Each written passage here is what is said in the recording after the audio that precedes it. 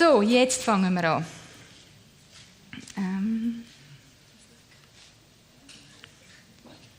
Ich fände es lässig, wenn ich meine PowerPoint hätte. Danke vielmals. Wir haben letztes Mal angefangen mit unserem Jahresthema, die Hei. Die Hei, wo Jesus ist. In meinem Umfeld ist letztens ein Baby auf die Welt gekommen.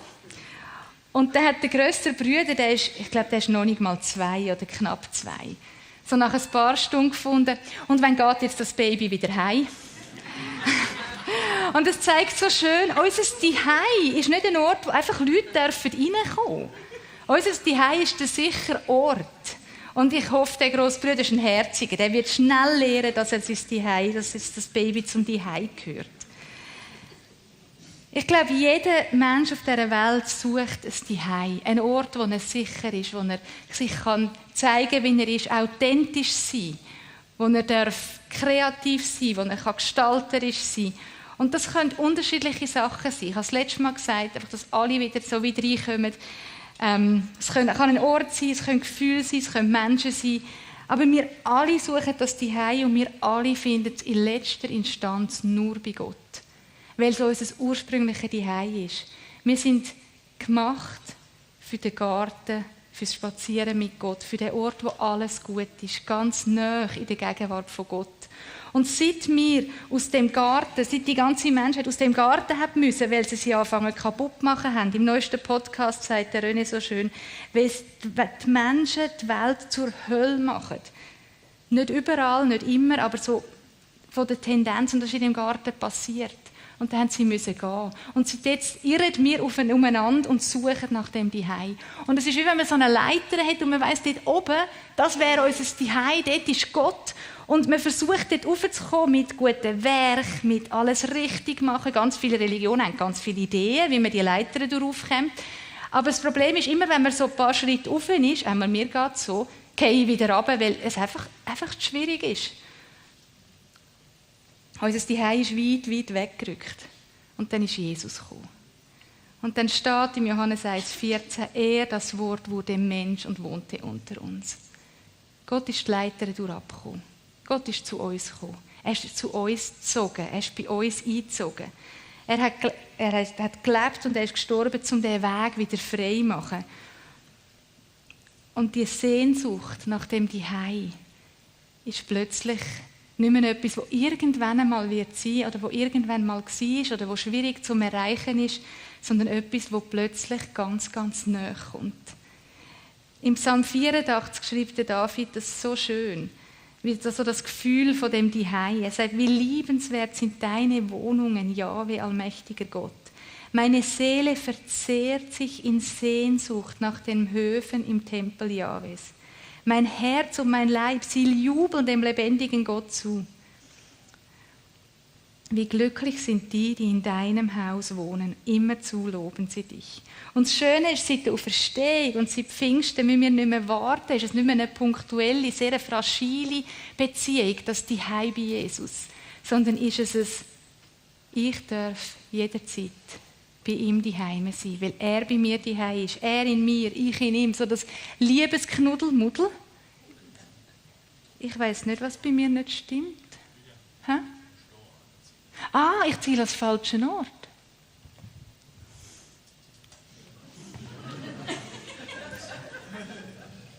Ich habe es abgestellt, warte. Entschuldigung, Micha. Es funktioniert. Der Fehler ist der Mensch und nicht die Technik in dem Fall. Das Liebeskuddelmuddel, das Jesus im Johannes 14 beschreibt, er im Vater, der Vater in ihm, wir mit ihm im Vater, das ist unser Zuhause. Für das sind wir gemacht. Und ja, wir leben im Schon und noch nicht. Aber eben auch in dem Schon. Das Zuhause, das nie weggeht. Das Zuhause, das immer mitkommt. Das Zuhause, das immer zugänglich ist. Und darum haben wir noch einen zweiten Flyer. Das Zuhause, wo wir, egal, wir müssen nicht an einem fixen Ort sein, weil das Zuhause kommt mit. Wir haben immer und überall, können wir uns sicher und geborgen fühlen. Wir haben immer und überall Zugriff auf die Weisheit von Gott, wenn wir Rat brauchen. Wir dürfen immer fragen, wenn wir etwas brauchen.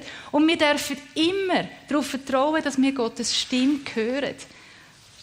Wir dürfen darauf vertrauen, dass wir alles haben, was wir brauchen, damit wir voller Mut Sachen wagen und staunen über das, was Gott macht. Wieso fühlt sich das dann nicht immer so an? Vom Kopf her sind wir uns, glaube ich, alle einig, das wäre die Idee. Das ist das, was Jesus gesagt hat. Das ist das, was die Apostel gelebt haben. Wieso fühlt sich dann mein Leben ganz oft nicht so an, als wäre ich daheim bei Jesus? Ich habe schon in einem anderen Kontext ein Zitat von Pete Gray gebracht. Er redet dort über das Gebet, bzw. über Gottes Stimme hören. Und er sagt, es ist einfach, aber nicht leicht. Und ich glaube, so ist es mit der Gegenwart von Gott. Die Heimat sein, wo Jesus ist einfach. Aber es ist nicht leicht. Weil unser Leben, und ich glaube, es wird immer wie schwieriger, je schneller die Welt wird und je voller unser Leben werden. Und das ist gar kein Vorwurf an Einzelne von uns. Die Welt ist immens viel schneller geworden als noch vor 100, vor 200 Jahren. Dafür können wir warm duschen. Also es ist nicht alles schlecht. Darum nehmen wir uns ein ganzes Jahr lang Zeit, dass die Heim noch mehr entdecken miteinander und dass wir aus dieser sicheren Bindung heraus noch mehr lernen, mutig zu sein und können staunen über das, was Gott macht. So ist nämlich das ganze Jahresmotto. Wenn ihr die Karte anschaut, steht vorne die Heim, wo Jesus ist, und hinten ist der Satz noch ein bisschen länger, da steht nämlich die Heim, wo Jesus ist, mutig sein und staunen. Das ist das ganze Jahresmotto.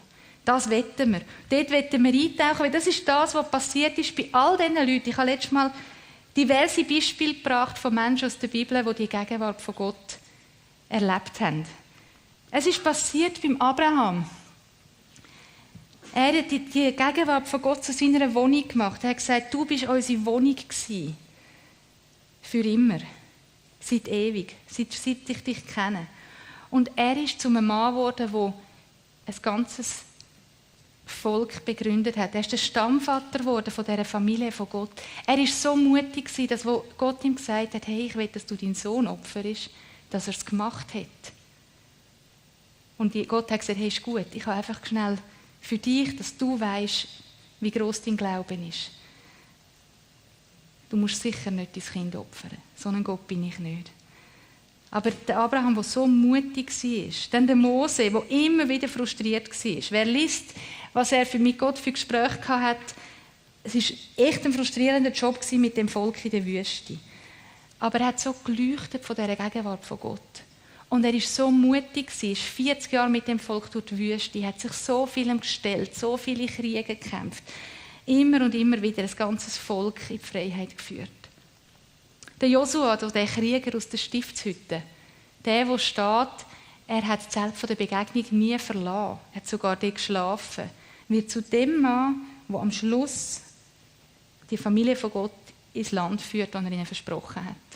Und er war wirklich ein mutiger Mensch. Von ihm kommt der Satz, ihr könnt alle machen, was ihr wollt, aber ich und mein Haus, wir werden Gott dienen. Ein Mann, der aus der Gegenwart Gottes voller Mut sich allem gestellt hat, was im Weg gekommen ist. Der David, wir haben davon geredet, der Hirtenbub, der auf der Schafweide sein Zuhause in Gott gefunden hat einen Reis besiegt. Hat einem ganzen Volk ist er ein König gewesen. Und trotz allem Schlimmen, was er auch gemacht hat, ist er nie weggegangen aus dem Zuhause. Oder ganz schnell wieder zurück. Und er ist gestorben als ein Mann nach dem Herz von Gott und wird zum Vorfahren von Jesus. Dann haben wir gesehen von den Propheten, die bereit sind, wer Propheten liest, die sind so etwas von bereit, sich zum Gespött zu machen vor allen Menschen. Was die geboten haben, da musst du richtig mutig sein. Aber weil sie aus dieser Gegenwart von Gott gelebt haben, ist es möglich gewesen.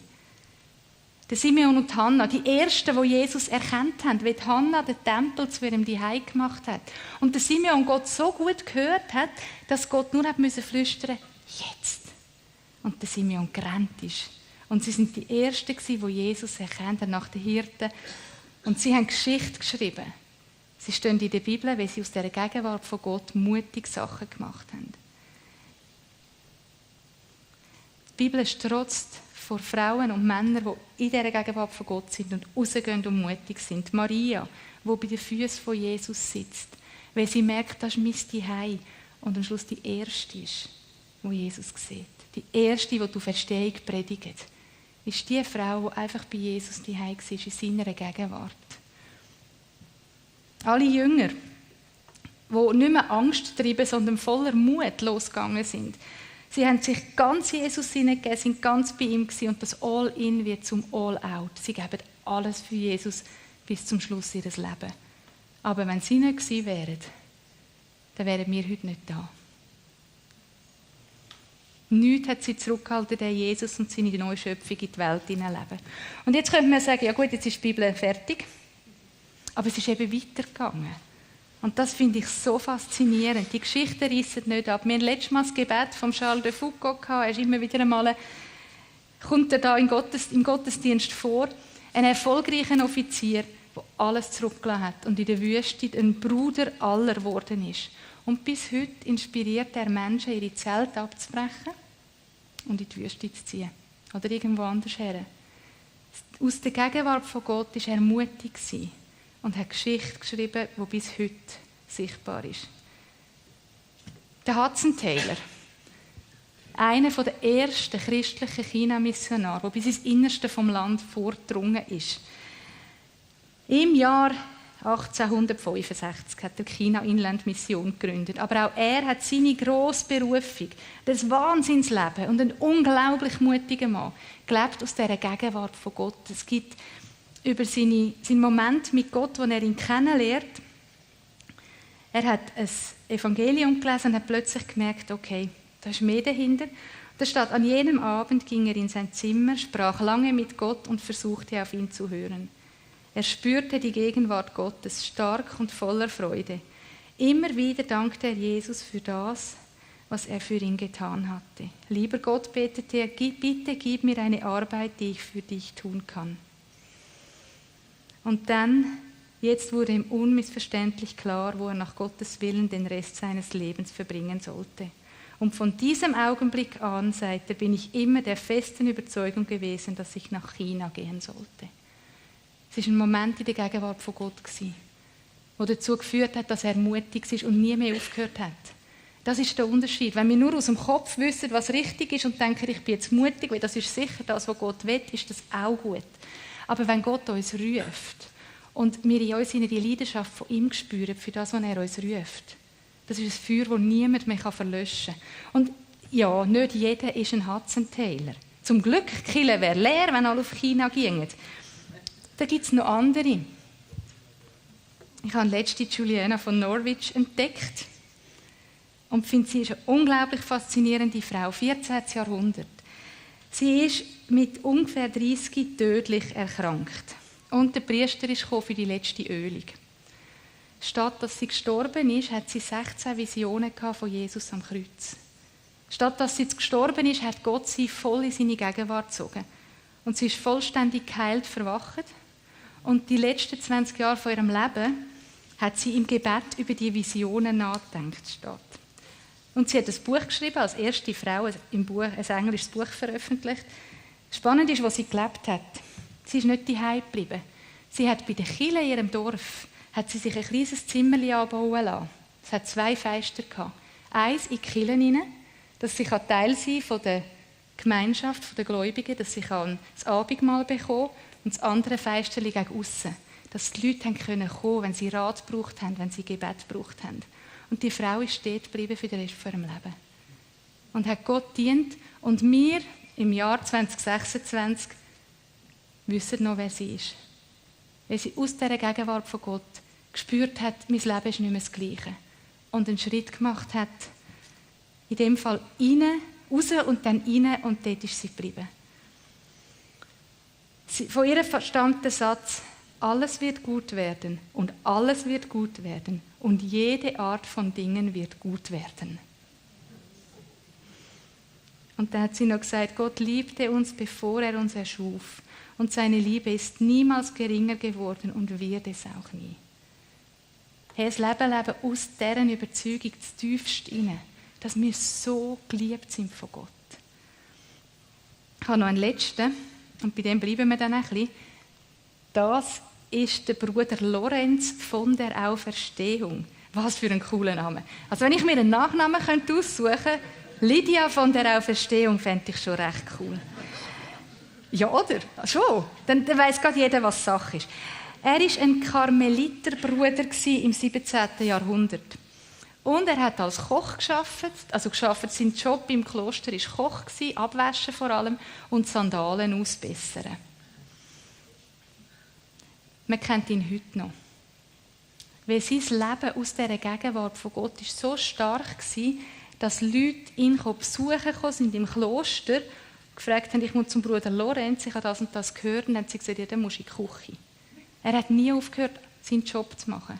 Aber Leute sind zu ihm gekommen, weil die Gegenwart von Gott so spürbar war bei dem, was er gemacht hat.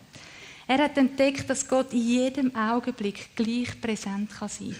Beim Herdöpfelschälen genauso, wie wenn man sich zurückzieht zum Gebet. Er hat nie ein Buch geschrieben. Es sind einfach wenige Briefe von ihm enthalten, wenige Gesprächsnotizen. Aber er ist einer der einflussreichsten Mystiker geworden vom Christentum, weil er gelebt hat aus dieser Gegenwart von Gott. Über die Jahrtausende haben unterschiedliche Menschen ihr Zuhause bei Gott gefunden, auf unterschiedliche Arten. Es sieht bei keinen zwei gleich aus. Und darum heisst es, dass du einen Zugang kannst finden in die Gegenwart von Gott, wo dein Zugang ist. Wir können Sachen vorschlagen, wir können Sachen zusammen machen, aber schlussendlich ist es ganz ein intimes Zusammensein von dir und Gott, das auf deine Art wird passieren. Und er dich begegnen kann, so dass du es verstehst. Bei keinem einzigen hat es gleich ausgesehen. In der Bibel vergleicht das Leben in Gott, die Gegenwart von Gott häufig mit Wasser. Wasser, das fließt. Psalm 1, wo steht, wenn jemand das macht, was Gott von ihm möchte, der ist wie ein Baum am Wasser gepflanzt, der seine Frucht zu seiner Zeit bringt. Im Hesekiel 47, wo der Hesekiel die Vision hat vom Tempel, und dann steht, und ich sah, wie unter der Türschwelle Wasser hervorquoll. Und dann sieht er, wie das Wasser immer wie mehr steigt. Da sah ich auf beiden Seiten des Flusses sehr viele Bäume stehen. Überall, wohin der Fluss kommt, bringt er Leben. Das Bild für die Gegenwart von Gott, dort, wo sie herkommt, bringt sie Leben. Alle Tiere gedeihen, überhaupt alles, was sich regt.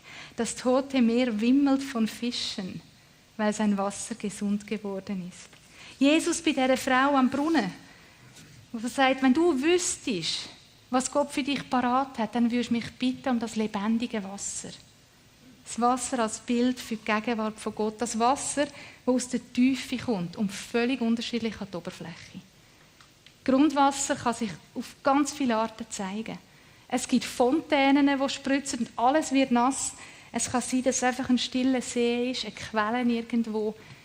Aber es ist immer das gleiche Wasser. Und so ist die Gegenwart von Gott. Du musst kein Hudson Taylor sein und auch keine Juliana von Norwich. Vielleicht bist du ein Lorenz.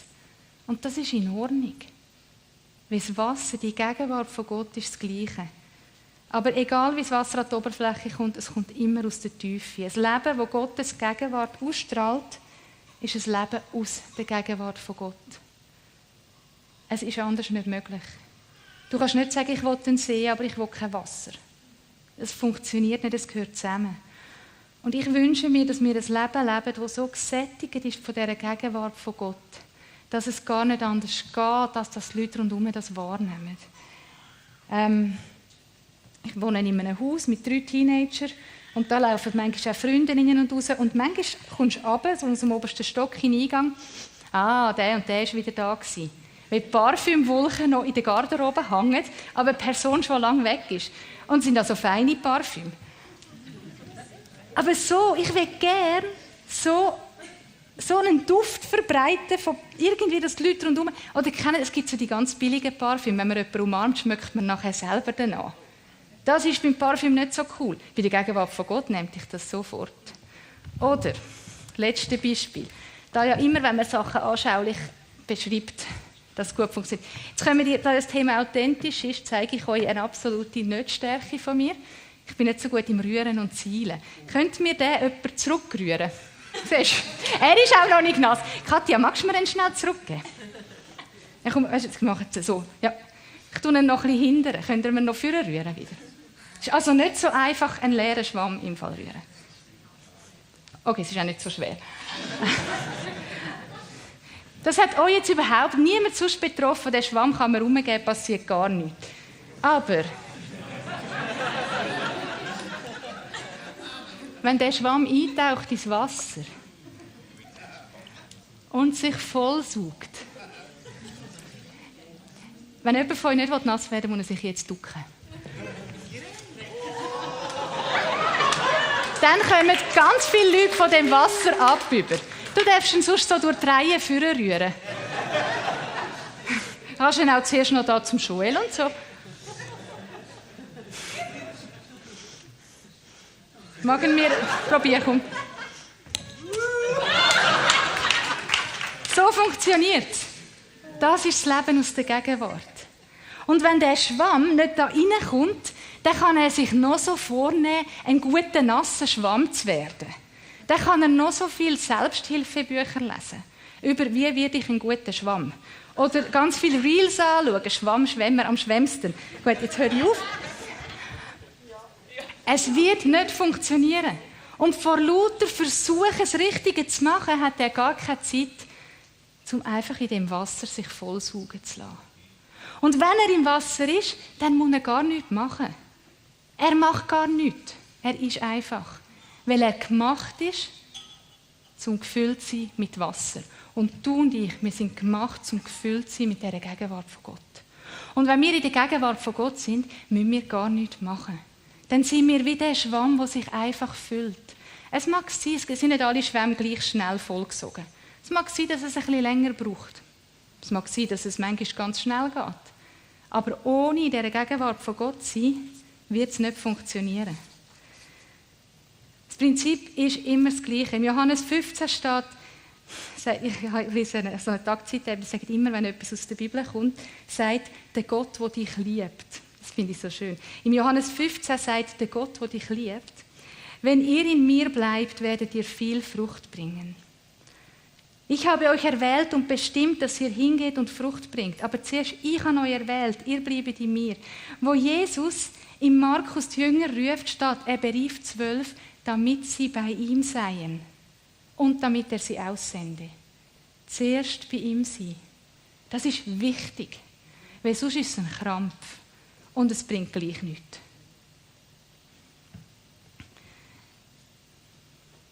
Ich glaube, der Schlüssel ist in seiner Gegenwart sein und oberste Priorität in unserem Leben haben. Und ich weiss, da kommt gerade, aber wenn? Ich habe doch keine Zeit. Aber hast du schon mal erlebt, bist du schon mal verliebt gewesen oder hast du schon mal verliebte Pärchen beobachtet? Die finden immer Zeit füreinander. Vielleicht ist es nicht stundenlang, vielleicht ist es nur schnell ein WhatsApp. Vielleicht ist es schnell ein Telefon den Tag durch. Vielleicht ist es am Morgen eine Notiz am Spiegel. Wenn du verliebt bist, findest du immer Möglichkeiten, mit dieser Person dich zu verbinden. Und ich glaube, das ist das, was Gott sich wünscht. Dass wir wie Verliebte immer wieder den Kontakt zu ihm suchen, wenn wir ihn so fest brauchen. Immer wieder schnell an ihn denken. Und ich glaube, ich bin überzeugt, es braucht nicht zuallererst grosse neue Zeitfenster. Wenn du die hast, nutze sie. Ich sage nicht, es ist nie gut. Aber ich glaube, was wir brauchen, ist eine Praxis von dieser Gegenwart von Gott, wie sie der Bruder Lorenz gelebt hat. Sein Buch heisst «Practice of the Presence», Praxis von seiner Gegenwart. Und er schreibt so schön, wie Gott ihm dann erscheint und ihm begegnet. Und er war schon sehr verliebt in Gott gewesen. Ich habe so da zuerst das Englische, nachher meine Übersetzung. Und er über Gott schreibt, doch dieser König voller Güte und Barmherzigkeit nimmt mich liebevoll in seine Arme, lässt mich an seinem Tisch essen, bedient mich mit seinen eigenen Händen, übergibt mir die Schlüssel zu seinen Schätzen und behandelt mich als sein Liebstes. Ich meine ganz ehrlich, wem sein Herz wird nicht warm, wenn er das hört? Wer spürt nicht die Sehnsucht, Gott so zu erleben? Und ich glaube, das ist möglich. Gott hat jede Möglichkeit, uns in seine Gegenwart zu zwingen. Jede. Aber er weigert sich.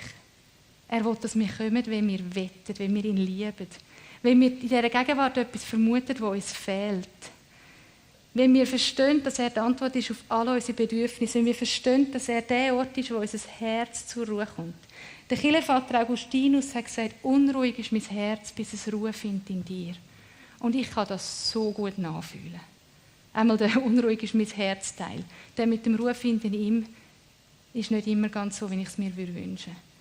Aber so das Das unruhig sein. Und das lenkt halt eben nicht nur am Sonntagmorgen schnell in den Gottesdienst zu kommen. Mein Herz ist auch schon am Montag wieder unruhig. Und am Dienstag und den Tag durch. Und wenn ein Telefon gekommen ist und wenn ein Mail gekommen ist und wenn ich mir Gedanken mache und wenn ich mich über mich ärgere. Und das sind immer die Einladungen, wo Gott sagt, jetzt komm wieder in meine Gegenwart, ich bin im Fall da. Aber jetzt, okay, wie geht das ganz praktisch? Der Bruder Lorenz, ich habe es übrigens da, wenn nachher jemand reinschauen will, hat die Praxis von der Gegenwart folgendermaßen beschrieben. Ich habe ein paar so Nuggets rausgenommen aus dem Buch. Er schreibt, der kürzeste Weg zu Gott besteht darin, alles, was man tut, aus Liebe zu Gott zu tun. Nicht nur das Geistliche. Du stehst auf, machst es morgen, machst es aus Liebe zu Gott.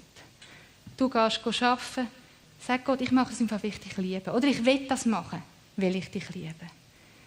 Er hat gesagt, wenn wir nur wüssten, wie sehr wir Gottes Gnade und Hilfe brauchen, würden wir ihn niemals aus den Augen verlieren, nicht einmal für einen Augenblick. Es gibt keine Lebensweise, die erfreulicher und voller Wonne ist, als der ständige Austausch mit Gott. Nur wer ihn praktiziert und erlebt, kann das verstehen. Wenn du da rein sitzt, hast du irgendetwas geschmeckt von dieser Gegenwart von Gott. Hast du das schon mal erlebt? Und ich glaube, es liegt noch mehr drin. Das muss nicht ein einmaliges Erlebnis bleiben und dann bekehrt man sich und nachher ist man einfach Christ. Ich glaube, es ist etwas, das jeden Tag auf uns wartet. Immer wieder. Und der Bruder Lorenz glaubt das definitiv auch. Aber wie sieht denn das jetzt praktisch aus, liebe Brüder? Er sagt, schenke ihm im Lauf des Tages immer wieder einmal mitten in deiner Arbeit dein Herz. Halte so oft wie möglich inne, um Gott aus tiefstem Herzen zu verehren und genieße in aller Ruhe einige Augenblicke seiner göttlichen Gegenwart. Er ist immer in deiner Nähe und bei dir. Lass ihn nicht allein. Und am Schluss sei jede unserer Handlungen ist eine Art kleine Gespräche mit Gott zu führen. Wisst ihr, wir haben manchmal das Gefühl, Gott interessiert sich nicht wirklich für alles. Im Kopf glauben wir das schon, aber wenn wir dann uns nicht sicher sind, ob wir jetzt die Wäsche wirklich 60 Grad waschen oder 30, ist jetzt nicht das Erste, was man macht, dass man zu Gott geht. Und ich glaube auch nicht, dass wir bei allem auf seine Antwort warten. Wir haben einen Kopf bekommen, wir haben Vernunft bekommen und Erfahrung. Aber wieso nicht so einen Moment als Anlass nicht sagen, du Gott, manchmal weiss ich wirklich nicht weiter, ich bin so froh, bist du da. Und dann weitermachen. Er will wissen, was dich beschäftigt. Hast du Kind? Ich will alles wissen von meinen Kindern. Alles, immer. Es ist mir nie zu viel. Ich würde nie sagen, heute will ich nicht wissen, wie dein Tag ist, weil eigentlich interessiert es mich nicht. Das ist völlig unlogisch. Und so ist Gott mit uns. Er will alles wissen. Er will wissen, wie es dir geht, was du denkst, wie du dich fühlst, was du dir gerade überlegst. Und ja, natürlich kennt er dich, aber er hört es halt auch gern.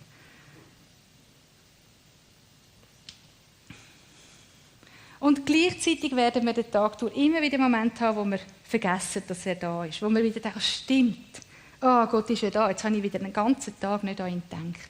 Aber ich habe letztens ein Zitat gelesen, haben wir es leider nicht aufgeschrieben, darum weiss ich nicht von wem, der gesagt hat, das Schöne ist, jedes Mal, wenn du zurückkommst in die Gegenwart von Gott, weil du dich entfernt hast, erlebst du wieder neu, wie gut das er ist. Wie schön. Jedes Mal, wenn unsere Gedanken abschweifen, haben wir die Gelegenheit, wieder zu erleben, wie Gott so da steht und sagt, juhui, so schön bist du zurück. Ich habe schon auf dich gewartet. Wir werden das in diesem Jahr versuchen, zusammen einzuüben, indem wir ganz viele so Ankermomente haben. Sonntagmorgen ist so einer. Das ist der Ort, wenn ihr die ganze Woche Gott irgendwo am Rand stehen gelassen habt, er ist ja gleich mitgekommen. Es ist nicht eine Frage von, ist Gott mit dir oder nicht, sondern bist du dir bewusst, dass er mit dir ist. Aber dann kommst du am Sonntag daher und dann hängst du wieder ein. Das stimmt. Er ist ja da. Und dann fängst du von dem wieder an. Wir werden wieder mit Gegenwartenabend anfangen, einmal im Monat. Das nächste Mal werden Flyer da sein, wo wir einfach einmal im Monat unter der Woche 1,5 Stunden einfach in seiner Gegenwart auf dem Sofa sitzen. Wir haben Communities, Orte, wo wir die Gegenwart immer wieder dürfen in unserem Gegenüber erleben. Wir werden im Januar einen Prophetienkurs starten für alle, die möchten, noch besser lernen, seine Stimme zu hören. Weil das schon dazu gehört. Wenn du das Gefühl hast, du hörst die Stimme von Gott nicht, was ich übrigens nicht glaube, also dir glaube ich es schon, aber ich glaube, du kannst sie hören, vielleicht weisst du einfach noch nicht gerade wie. Dann ist das der perfekte Ort. Und es wird die Möglichkeit geben, ab dem Herbst nochmal für so eine Gebetsschule. Ich mache einen kurzen Werbeblock. Wir haben die hier vor Ort gemacht. Alle 2 Wochen verschiedene Arten von Gebet kennenlernen, ausprobieren, eintauchen. Es war ein riesiger Gewinn für alle, die dabei sein über längere Zeit. Der Röde bietet sie online an, eigentlich für Externe. Aber wer möchte von euch, darf sich einklinken. Wenn du denkst, ich wäre so gerne das letzte Mal dabei gewesen, gebetsschule.ch, findet sich alle Infos. Der Preis ist für Externe. Melde dich einfach gleich mal an und dann red mit dem René. Gut. Werbeblock beendet. Aber das Programm wird nicht die Antwort sein. Die Gegenwart von Gott ist eine Beziehungsfrage. Du kannst im Gottesdienst sitzen und gleich nicht daheim bei Jesus sein. Du kannst ins Gegenwart kommen und gleich nicht daheim bei Jesus sein. Die Frage ist auch, was macht es mit deinem Herz und was machst du, wenn du heimkommst? Wir brauchen immer wieder die kleinen Momente im Tag, wo wir Gott anschauen und er uns. Manchmal mit dem, indem wir reden und manchmal ohne, dass wir reden. Wo fangen wir an? Ich habe noch ein paar Ideen gesammelt. Mir hilft es, kleine Erinnerungen an strategisch wichtige Orte zu verräumen. Das kann sein, dass etwas an meinem Schlüsselanhänger mich daran erinnert, dass ich irgendeine Karte neu mit herhänge, dass ich ein Symbol neu mit herlege. Also wenn ich das sehe, dann stimmt. Gott, du bist ja da. Und dann einfach ganz kurz in Gedanken mir bewusst sein, er ist ja da. Und dann schnell schnaufen, mich freuen, weitergehen. So Erinnerungsstückchen muss man im Fall wechseln, weil unser Kopf tut das auch schnell ausblenden nachher. Ein Weckerklingelton mit einem Worship-Lied, das dich an ihn erinnert. Sowieso Worship hören. Bei mir läuft fast immer Worship. Einfach, dass ich daran erinnert werde, stimmt, Gott ist ja da. Wenn wir unterwegs sind, das zusammen mit Jesus machen. Immer wenn du zu Fuß irgendwo hergehst, oder geht auch mit dem Auto oder dem Velo, mit ihm reden. Sagen, so schön bist du da. Mit ihm teilen, was du siehst. Gerade in der Natur, wir laufen so oft vorbei und sagen, das ist noch schön. Warum nicht am Schöpfer sagen, wow, du hast das auch schön gemacht. Wie schön, dass die Sonne heute wieder aufgegangen ist. All diese Momente nutzen, um in Verbindung mit ihm zu treten. Und das ist dann so, wie sagt man? Next Level. In den Menschen, die du triffst, seine Schönheit zu sehen. Und seine Gegenwart. Weil ein Sonnenuntergang ist schon schön. Aber hast du schon mal einen Menschen angeschaut? Die Krone der Schöpfung. Bist du, bin ich, ist dein Nachbar. Schon gefallene Welt und so. Aber es blinkt überall noch vor. Warum nicht mit Gott sagen, hey, die Kassiererin an der Kasse, kannst du mir zeigen, wo das deine Schöpfung da durchleuchtet? Einfach für uns, zum Staunen, zum Freuen. Und dann überraschen lassen. Ich habe geschrieben, Open Source. Lass deine Bibel rumliegen, immer an ein anderen Ort. Oder sogar offen. Bei mir liegt sie manchmal auf dem Esstisch, manchmal liegt sie auf dem Sofa. Auch wenn ich gerade nicht drin lese, wenn ich sie sehe, das stimmt. Ich könnte ja schnell reinschauen. Oder einfach, stimmt Gott, du bist ja da. Die Schnittstellen aktiv mit Gott verbringen. Dort, wo du eine Arbeit wechselst, wenn du etwas beendest, den Kompi runterfährst und noch jemand anders anfängst, wenn du von einem Raum in den anderen laufst, die Zeit sagen, also und jetzt will ich wieder das, was ich mache, als Liebe machen. Das heisst nicht, dass ihr heimgeht und alles machen müsst. Das sind Ideen. Ich habe dem Bodywork gesagt. Wir sind Menschen mit einem Körper. Und mir hilft es manchmal, Sachen zu machen. Ich tue häufig am Morgen, wenn ich mit Gott rede, tue ich anknündeln. Dass mein Körper wie merkt, hey, jetzt bist du in der Gegenwart von Gott. Und mittlerweile funktioniert das recht gut, auch wenn ich mal nur ganz kurz Zeit habe, wenn ich runterknündle, habe ich viel mehr das Gefühl, ich bin in dieser Gegenwart von Gott. Oder das Kreuz schlagen. Wir sind nicht katholisch, wir dürfen das trotzdem. Vor einem Essen schnell beten. Oder die Hände zwischendurch einfach aufmachen und sagen, okay Gott, wenn du mir etwas geben willst, ich bin da. Und irgendwann wird es zum Automatismus. Du musst herausfinden, was dein Zugang zu Gott ist und wie du das mit ihm am besten kannst. Ich habe noch aufgeschrieben, es gibt ein Atemgebet. Für die es abfütteln wollen, ich finde das recht lässig. Gerade wenn man gestresst ist, es ist so der Dreiklang beim Schnaufen, wo man auch weiss, das beruhigt einen. Beim Einschnaufen innerlich beten, ich bin geliebt, Beim Ausschnaufen, ich gebe die Liebe weiter. Und dann schnell innehalten. Nein, wie musst du ich bleibe in der Liebe und dann innehalten, ich gebe die Liebe weiter. Find das, was dir passt, was für dich stimmt, was dich mit Gott verbindet. Es braucht in dem Moment kein grossartiges Gebet. So gut bist du da, lenkt. Wie schön, dass ich dich kann. Es hilft mir, das, was ich mache, in Liebe zu tun. Das lenkt. Und ihr werdet merken, dass sich etwas verändert. Ich verspreche es euch. Es klingt nach wenig, oder? Manchmal wäre es schon einfach so die grossen Sachen. Aber ich glaube, in dem Fall sind es nicht die grossen Sachen, die den Unterschied machen, die man einmalig macht, sondern es sind die kleinen Momente, die kleinen Gewohnheiten, die unser Leben verändern. Weil Gott ist ein Gott vom Alltag. Und wenn der Bruder Lorenz aus dem 17. Jahrhundert immer noch gelesen und zitiert wird, obwohl er nur abgewaschen hat und nur genau das gemacht hat, dann finde ich, ist es ein Versuch wert. Es gibt ein überliefertes Gespräch von der Mutter Teresa mit einem Journalist, wo er hat sie gefragt, wenn sie betet, was sagen sie denn zu Gott? Und da hat Teresa gesagt, ich sage nichts, ich höre. Dann hat der Journalist gesagt, das ist super, was sagt Gott zu Ihnen? Er sagt nichts, er hört. Und der Journalist sagt, das verstehe ich nicht. Und Mutter Teresa, das ist Gebet.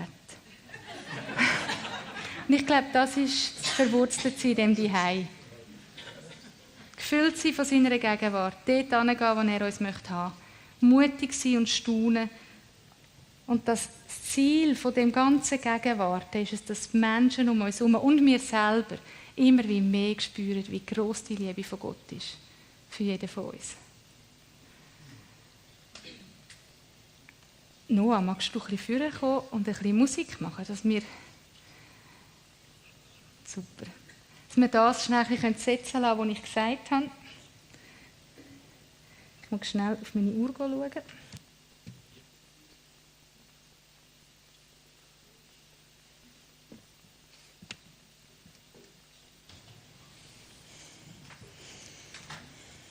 Da wir geredet haben davon, auch mit dem Körper gewisse Sachen zu machen, zu sagen, dass unser Körper sich erinnert daran, wo Gott ist. Wenn du möchtest, steh auf, Knündeln runter, mach die Hände auf. Und dann fragen wir den Heiligen Geist, ob er dir Ideen geben kann, was ist jetzt für dich dran zum Umsetzen in den nächsten Wochen, die kommen. Und Monaten, und Jahren. Aber wir fangen mal an mit den nächsten Wochen.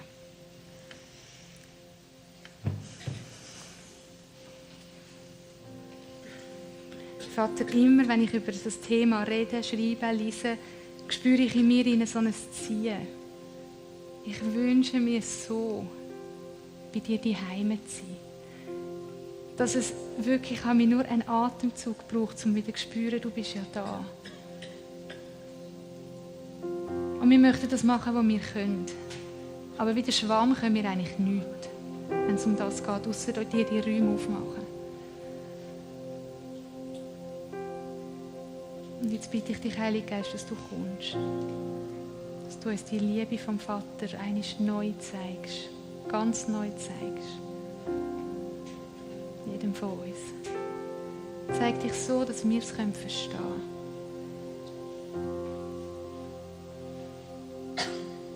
Und mach du uns auf die Räume aufmerksam in unserem Leben, wo du möchtest mit uns wieder einhängen. Du dich willst mit uns verbinden.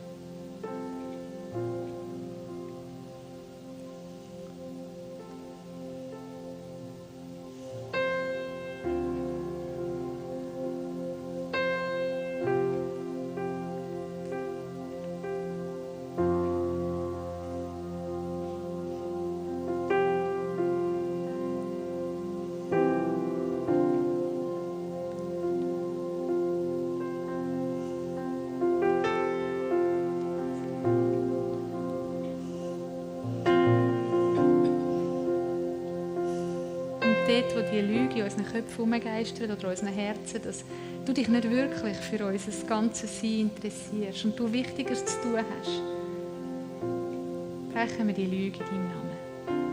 Wenn du merkst, es ist etwas, was bei dir dreht, dann darfst du es leise aussprechen. Ich breche die Lüge deinem Namen, dass ich dir nicht wichtig bin.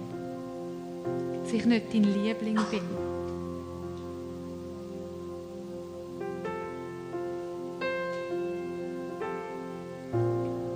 Heiliger Geist, zeig uns die Wahrheit über den Vater, über seine Liebe zu uns.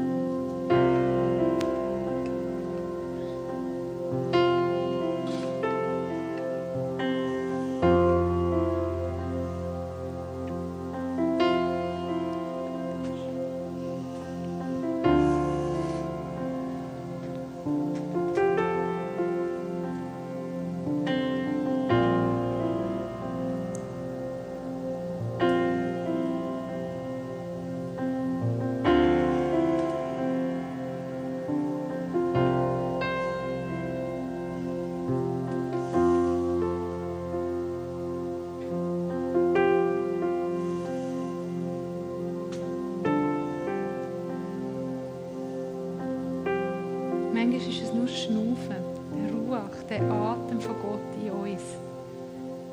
Schon nur bewusst einschnaufen und ausschnaufen. Flut du meine Zellen, meinen Körper, mein ganzes Sein mit deiner Gegenwart.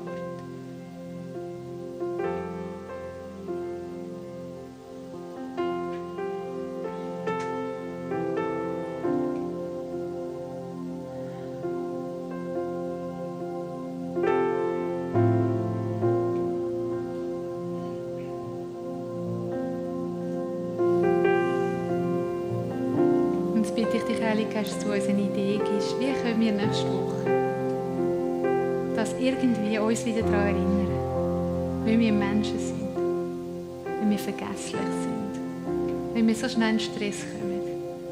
Hilf uns, erbarm dich über uns und zeig uns, wie wir das noch besser lernen können, die Praxis von deiner Gegenwart.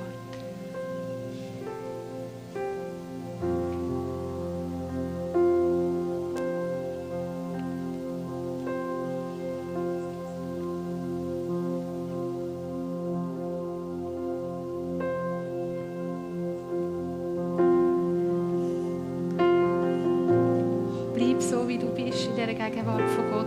Wir singen das Lied zusammen, bevor wir nachher den Gottesdienst abschliessen.